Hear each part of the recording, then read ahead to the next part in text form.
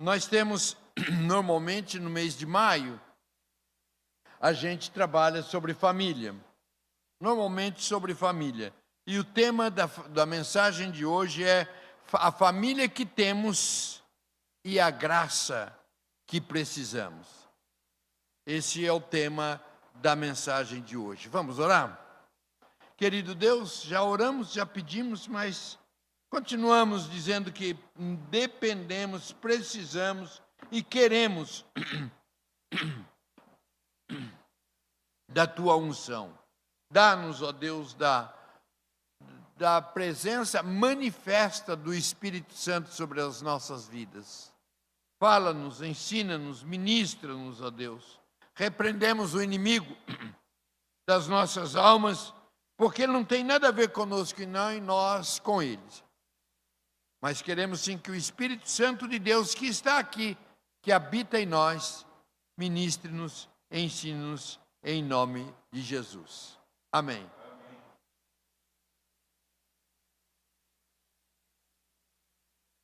O carrinho foi pego justo agora. Muito bem. Normalmente, quando nós falamos de família, nós falamos e tratamos sobre a chamada família nuclear.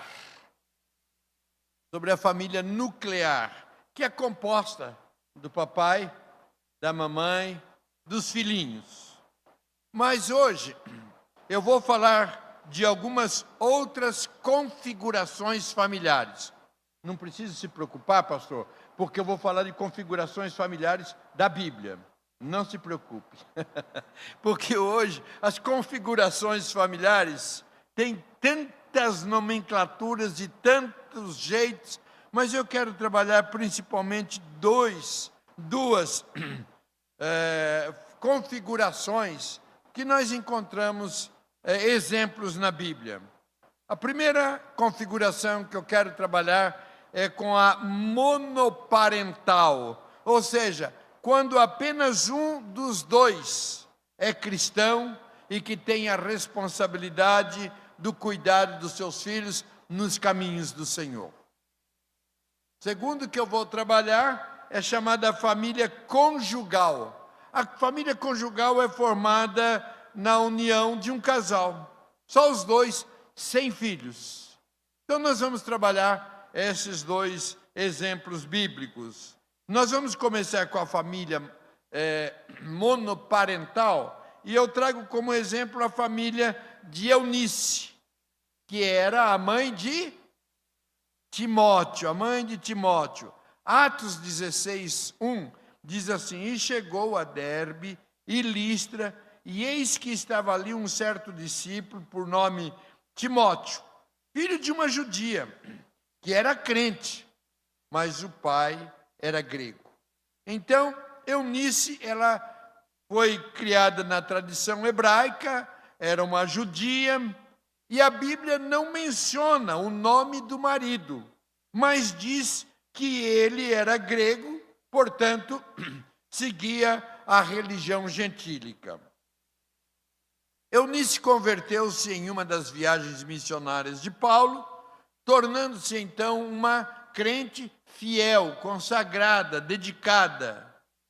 Então essa casa era numa estrutura mista, aquilo que nós conhecemos hoje como casamento misto. Era a casa de Eunice.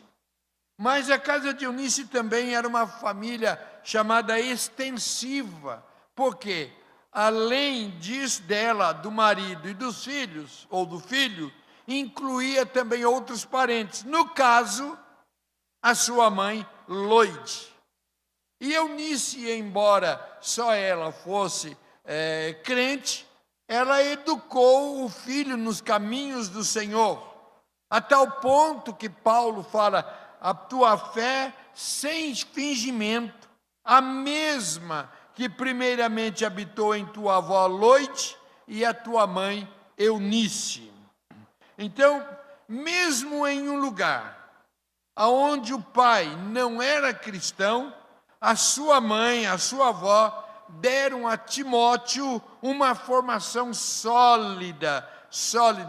Paulo fala de uma fé sem fingimento, e do qual davam testemunho os irmãos que estavam em Listra e em Icônio. Então, o testemunho de Timóteo não era somente ali, mas homens maduros, adultos, davam testemunho de que aquele menino era um menino de Deus, crente, fiel, formado por uma mãe, a ajuda de uma avó, cujo pai não era cristão. Muito bem. Eu quero fazer alguns destaques deste exemplo, deste caso de família. Primeira coisa que eu queria conversar com os irmãos é coisa que às vezes a gente conversa, mas não trata, às vezes no púlpito, fica preocupado, mas eu estou visitando, eu vou ficar bem à vontade. É a questão da sogra morando em casa. Principalmente, a sogra mora com a filha e tem o genro ali junto. É o ideal? Não é o ideal. Mas às vezes torna-se necessário. Às vezes são circunstâncias que a mãe, a sogra, precisa viver, morar em casa. Com isso, entretanto, é preciso que a gente tome alguns cuidados. É preciso alguns cuidados. Um deles é deixar de dar a devida atenção ao marido. Quando é uma criança, os pais são os super-heróis. O pai e a mãe são os maiores, são os mais corretos. Depois que fica adolescente, meu pai, minha mãe, você é quadrado, e já era, isso antigamente, você está por fora. Depois que ficam adultos, aí a gente começa a valorizar mais o pai e a mãe. No caso, é um perigo, às vezes, se apegar tanto à mãe. Agora são praticamente amigas, companheiras, têm o mesmo assunto, e deixar o marido de lado. Aí ele fica de lado, as duas se bastam. É preciso tomar cuidado nesse aspecto. É preciso tomar cuidado, inclusive também no caso a sogra ou a mãe, para não interferir na casa. Às vezes se acha meio dono da casa. Eu tive que trazer um tempo a minha sogra para morar na nossa casa. Ela ficou viúva, era enferma, e ela veio morar conosco. Eu me dava muito bem com a minha sogra, conhecia desde a minha infância, eu já a conhecia, e me dava muito bem. Mas de quando em quando ela interferia em casa. Com algumas coisas, ela dava alguns palpites e eu não gostava muito, e eu falava às vezes para ela, Menaide, é o seguinte, aqui é a nossa casa. E nós temos o nosso jeito de viver, o nosso estilo de viver. Ela gostava? Não. Ela passava a mão assim, ela tinha problema do coração. Ai, está doendo meu coração. Está doendo meu coração. A gente sabia que era uma forma de dizer, não gostei, eu estava bravo. Mas às vezes nós tínhamos que falar, e a Deise também às vezes tinha que falar. Às vezes minha querida sogra, principalmente agora já está com o Senhor, ela interferia na minha alimentação e achava que eu gostava, que eu comia demais. Onde se viu achar que eu comia tanto, né? Que pecado ela dizer isso, né? E aí ela ia reclamar para minha esposa. O Noidi está comendo muito, ele não pode ver uma fruta, não pode ver alguma coisa. Aí a Deise falava, mamãe, quem põe a comida aqui em casa é ele. Então, alguns cuidados que precisa tomar, tanto a sogra como a mãe, saber cuidar, né, aonde que é o ponto de cada um. Mas eu queria destacar também que ele era filho único. Esse filho único também eu preciso conversar um pouco com os irmãos sobre isso. Cuidado da superproteção. Às vezes, hoje tem sido comum ficar com um filho só, e aí o cuidado, porque é o meu Timotinho, Cuidado, Timotinho, onde se viu? Não fale nada do meu Timotinho. Não dê serviço para o meu Timotinho. Ele é o meu filhinho. O cuidado da superproteção, que às vezes pode se dar quando se tem um filho somente. Esses dias eu estava conversando com um senhor, e ele foi levar as suas filhas. Ele tem 2 filhas, uma 14, a outra 11 anos, foi levar as filhas para a escola. Parou em frente à escola, esperou, as filhas desceram, pegaram o material escolar e entraram. E ele ficou vendo que do lado parou também um outro carro, aí a mamãe desceu, do lado desceu o filho, o menino, ela pegou todo aquele peso, porque hoje o material que as crianças levam para a escola, pegou todo aquele material, a mochila, foi levando, o menino saiu, foi brincar com os outros, e ela foi carregando aquele peso, chegou na porta, ela deu um beijinho nele, tchau filhinho, e o menino entrou, e esse senhor ficou pensando, como que essas mães estão preparando os maridos das minhas filhas? Criando meninos, e precisa criar meninos, homens, filhos, né? No caso de Timóteo, deu certo, era um menino de Deus, mas precisa tomar cuidado. Aqui vai essa palavra para papais ou para mamães que têm um filho só. Outro cuidado, filho criado com mamãe, vovó e titia. Às vezes acontece, mas precisa tomar cuidado. O menino precisa, é importante, uma referência masculina. Porque se cria nesse ambiente, ele vai vendo todo o jeito feminino. Então é importante que tenha uma referência masculina. Nós não temos o costume, mas de repente um padrinho, um tio, alguém que possa caminhar junto e dar realmente este exemplo de masculino, de homem para o menino. Então, várias coisas. Eu vou mais uma, que é a questão do casamento misto. No caso aqui, ela era crente e o marido não. A Bíblia diz que é para casar no Senhor, mas se está casado também, a Bíblia diz que se casar com um incrédulo também não é para separar. Então acontece muitas vezes do casamento misto. Então é preciso que cuidado, mas também dizer que é possível manter-se firme na fé, educar os seus filhos com valores sólidos, mesmo quando apenas um dos cônjuges seja cristão. Não é tão fácil educar filhos. E eu tenho dito que uma das tarefas mais difíceis, e esses dias, conversando com os meus filhos, eu disse, olha, é mais difícil ser pai do que ser pastor. Muitos falam, pastor, difícil. É, mas é mais difícil ser pai. Saber a hora certa, pai, mãe, como a disciplinar, a hora de dizer sim, a hora de dizer não. Quando os dois estão juntos, já é difícil. Agora, quando sobra para um só, é mais empenho ainda. Mas nós vemos que, neste caso, esta mulher continuou firme no Senhor. Eu não vou na igreja, meu marido não está com vontade, então eu também não vou.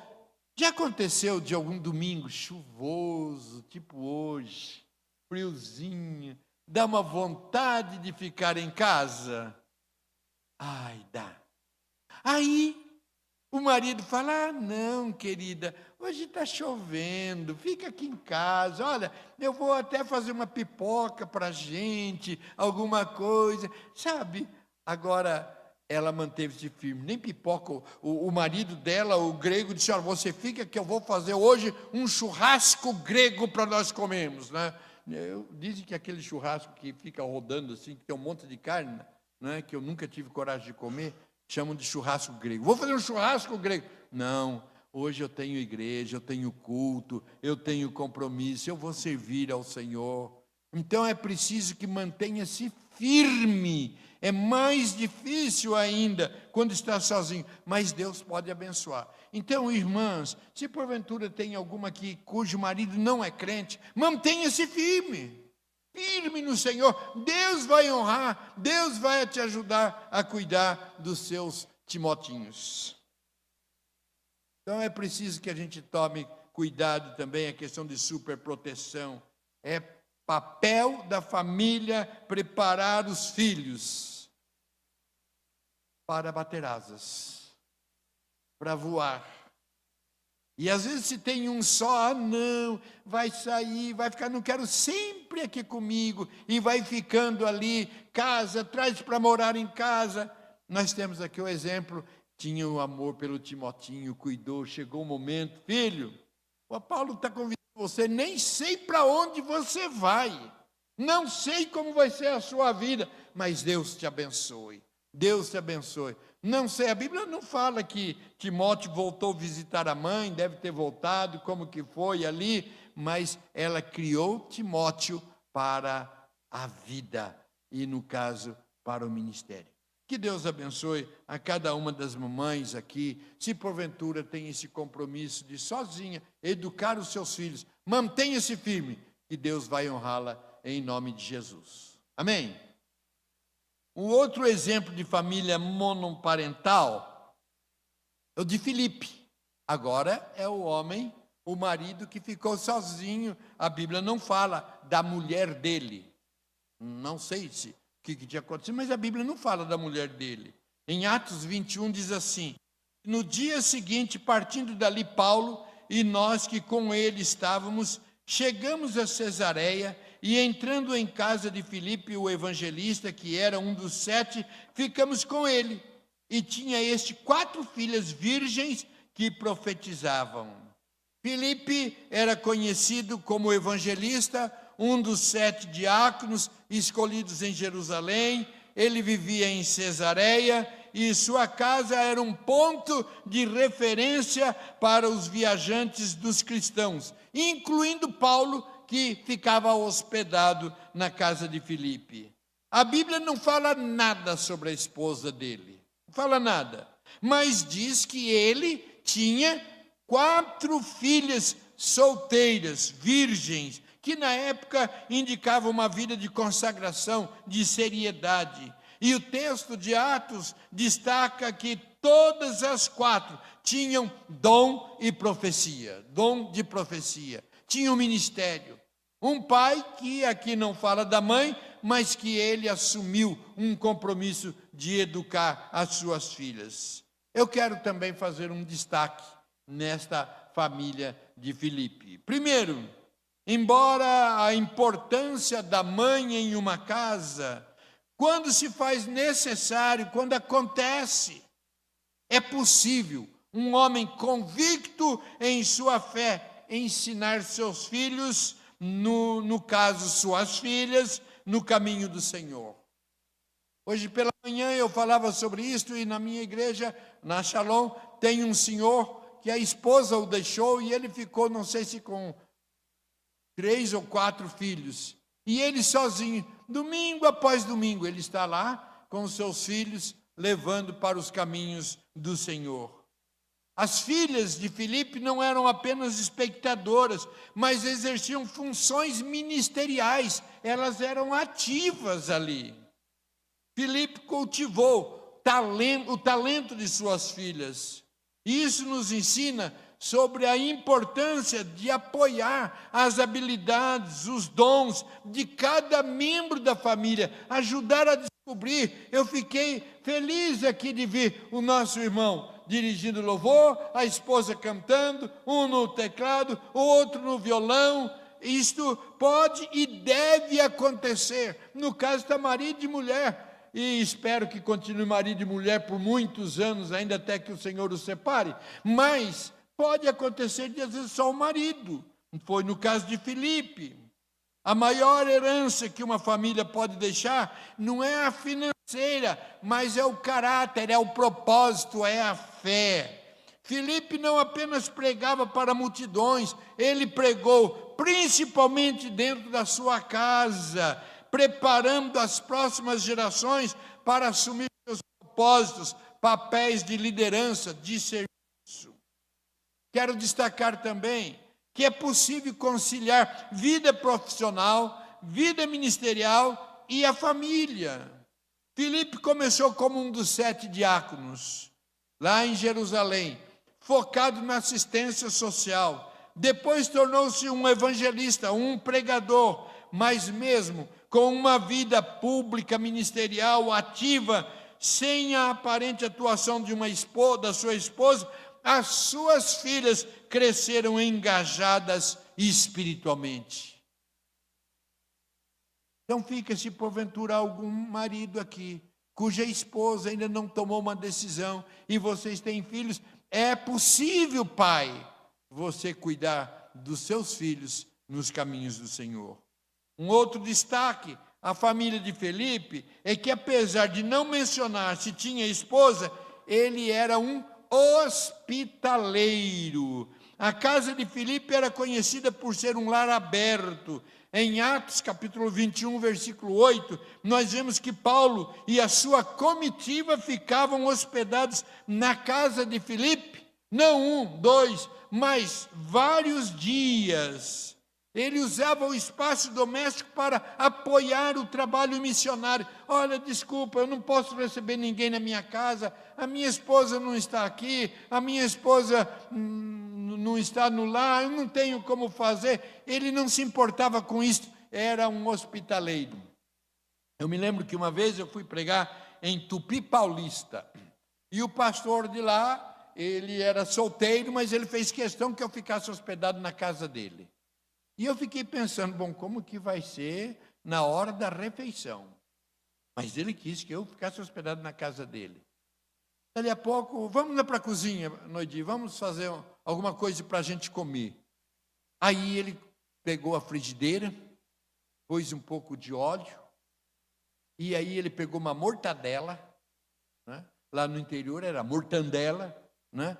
Pegou a mortadela, fritou a mortadela, fez um arrozinho que só Deus sabe como, aquele unidos venceremos, né? Fez o arrozinho ali, mortadela, é o que ele queria, o que ele sabia fazer, né? Tem alguns maridos aí que são prendados, né? Mas no caso, ele fez questão de hospedar o pastor visitante, fez o que ele podia fazer, conversamos até tarde da noite, oramos juntos, e ele foi um hospitaleiro. Então nós precisamos aprender também, queridos, se porventura você está sozinho na fé cristã, Deus pode te abençoar, te honrar, para que você possa ver seus filhos nos caminhos do Senhor. Amém? Muito bem, mas eu quero falar também da família conjugal, né? Formada da união do casal sem filhos. E hoje tem sido comum isso, casal sem filhos. Nós vamos falar de Priscila e Áquila. Atos capítulo 18 diz assim: e depois disto partiu Paulo de Atenas e chegou a Corinto. E chamando um certo judeu por nome Áquila, natural do Ponto, que havia pouco tinha vindo da Itália, Priscila, sua mulher, porque Cláudio tinha mandado que todos os judeus saíssem de Roma, ajuntou-se com ele. Paulo ajuntou-se com eles. E como era do mesmo ofício, ficou com eles e trabalhava, pois tinham por ofício fazer tendas. Então, era uma família de imigrantes, de refugiados. Moravam em Roma, até serem expulsos pelo imperador Cláudio, mudando agora para Corinto e depois para Éfeso. Era uma família constituída do marido e da esposa. Quero fazer alguns destaques também. O primeiro deles, companheirismo.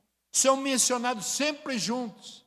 Aonde estava a dona Priscila, seu Áquila estava junto. Onde estava seu Áquila, dona Priscila estava junto. Os dois eram companheiros. Eles trabalhavam juntos, viajavam juntos, ensinavam como uma equipe.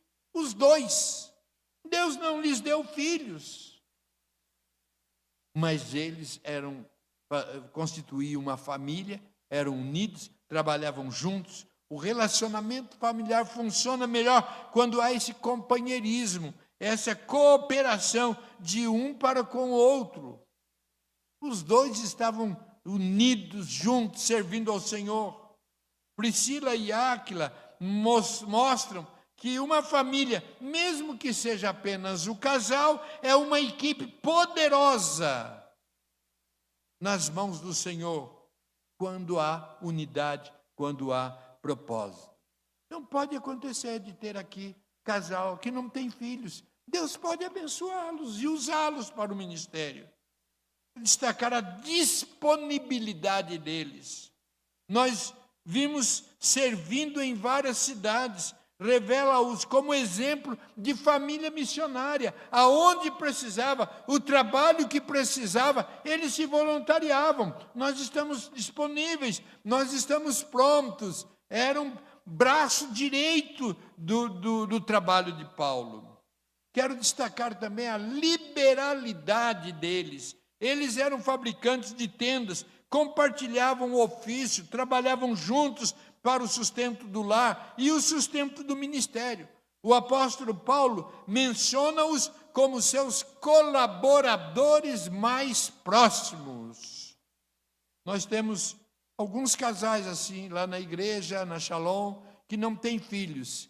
E eu cheguei no braço de daquele casal, peguei o braço dela, pus no meu braço e falei: Deus não lhe deu filho, mas pode te dar um pai. E eu preciso de vocês como colaboradores do meu ministério. São parceiros. Outro destaque é que eles eram discipuladores. Em Efésios capítulo 18, 19 e 26, eles aparecem exercendo o papel de mentores. Apareceu ali um pregador chamado Apolo. E Apolo pregava, era aquele pregador entusiasta, estava ali pregando, só que ele pregava bem, falava, era animado, mas ele era raso no conhecimento. Ele não tinha um conhecimento completo. O que Priscila e Áquila fizeram? Levaram-no para casa e discipularam Apolo. Ensinaram: vem cá, nós vamos caminhar juntos. Você é um homem de Deus, você prega bem, mas precisa aprender algumas coisas. Então o casal tinha disponibilidade para isso e eram discipuladores. E eu quero destacar também que eles eram anfitriões. Em Éfeso, eles tinham uma igreja na casa deles. Lá em 1 Coríntios 16, 19, diz: as igrejas da Ásia vos saúdam. Saúdam-vos afetuosamente no Senhor, Áquila e Priscila, com a igreja que está em sua casa. Eles usavam a estrutura familiar para acolher, proteger, ensinar outros convertidos. Eles tinham uma igreja, eles tinham um pequeno grupo ou uma célula, cada igreja dá um nome, mas eles tinham ali na casa deles. A casa pode ser um centro de acolhimento. Às vezes estão só os dois, tem mais disponibilidade. Convide seus amigos.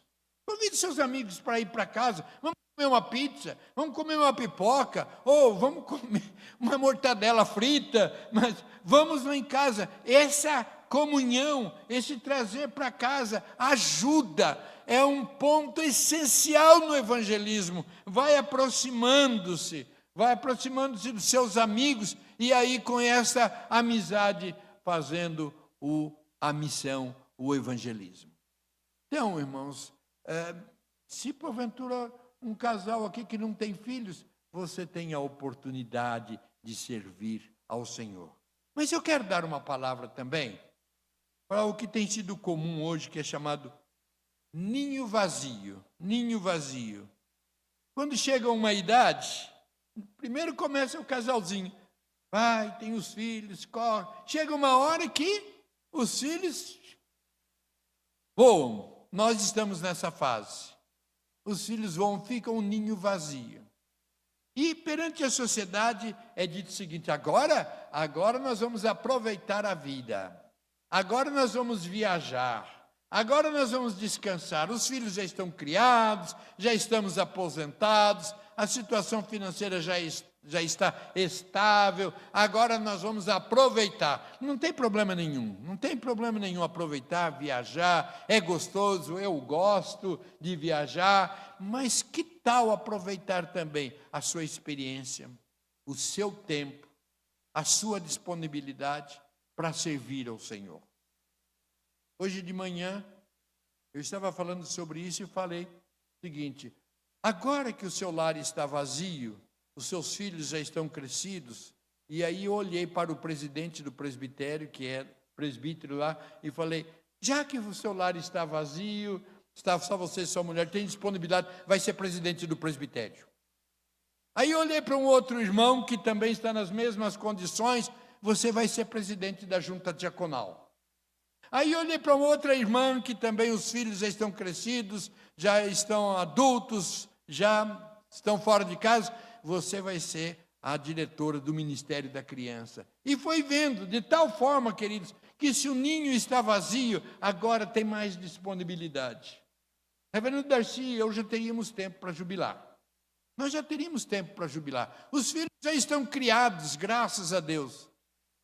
Eu não me vejo de chinelo e de pijama. Deus ainda tem, e enquanto Ele me der saúde e disposição, nós vamos continuar servindo ao Senhor. Vamos continuar. Então, se o seu ninho está vazio, irmãos, agora está a hora. Pastor, o que nós podemos fazer? Nós vamos servir ao Senhor, porque agora nós temos mais disponibilidade. De quando em quando não faz mal, não. Vai dar sua passeadinha, vai dar o seu descanso, não é? Mas dedicar seu tempo para servir ao Senhor. Meu tempo já correu, eu vou precisar encerrar, mas eu gostaria de destacar uma outra circunstância que tem nos lares também de hoje, que nós temos muito nas nossas igrejas. São das viúvas. Aquelas que casaram-se, tiveram filhos e agora tem que, às vezes o marido morreu, tem que continuar sustentando, cuidando, organizando os filhos. Nós teríamos alguns exemplos. Um deles que nós podemos destacar é de Noemi. Noemi, casada, seu marido falou: vamos para outro país, vamos para outro lugar. Ela até não concordava muito, porque para onde ele queria mudar era um lugar onde a idolatria perseverava, era grande a idolatria, mas ela foi com o marido. Chegou lá, os seus 2 filhos se casaram, né? Os 2 filhos, Malom e Quilino, né? Se casaram. Se alguém quiser dar um nome para o filho, tem aqui sugestão, se tiver alguma grávida aqui, quiser dar um desses nomes para os filhos, né? Aí os filhos se casaram, mas sabe o que aconteceu? Eles lá em outro país, em outro lugar, o marido morreu, os 2 filhos morreram, ela ficou viúva num país estranho, com as 2 noras, não tinha nem o INSS, e quando acontecia da viuvez, também ninguém tinha responsabilidade de cuidar, e ela ficou viúva com as suas 2 noras. Ela falou: bom, vamos voltar para o meu país, vamos voltar para lá. Uma das filhas não foi, uma das noras não foi, a outra foi junto. Chegou lá, ela voltou ali servindo a Deus, uma mulher temente a Deus. A nora, que Ruth, se converteu. Tem um trecho bonito na Bíblia, que muitas vezes se usa para casamento, quando Ruth diz para Noemi: o teu Deus será o meu Deus, onde tu fores, irei também. Muito bonito esse testemunho. Ela se manteve firme, viúva, cuidando da nora. Deus honrou. Ela foi a bisavó de Davi. Ruth foi a bisavó de Davi. E dali veio a geração de Jesus. Então, uma viúva com os seus filhos, Deus abençoou, cuidou. É linda essa história. Você está convidado para ler o livro de Ruth. Muito bonito. Bom, queridos, eu quero terminar dizendo o seguinte: não importa se a sua família é grande ou se a sua família é pequena, se ela é nuclear, monoparental, conjugal, ou se você é viúvo ou é viúva. O que torna uma família abençoada é a presença de Deus. Então, ao invés de muitas vezes reclamar e questionar a família, nós temos que buscar Deus na família. E Deus vai abençoar essa família, independentemente de como ela é constituída. A presença, a graça de Deus faz a diferença. Eu não sei como que está a sua família, mas eu gostaria de, nesta noite, desafiar você a cultivar, através de você que conhece a Jesus, manter-se fiel ao Senhor, buscar ao Senhor, e a presença de Deus se manifestará e a graça virá em nome de Jesus. Ó Deus, que esta palavra não volte vazia, que Tu abençoe a cada família aqui representada, e cada um voltando para a sua casa hoje, possa voltar com essa convicção e com essa decisão. Eu vou manter-me fiel ao Senhor, vou levar os meus familiares para Jesus, vou dar o exemplo, eu vou confiar que o Senhor vai fazer da minha família um lugar abençoado, onde todos sejam salvos pela graça de Jesus. É nesse nome precioso e poderoso que eu oro. Amém.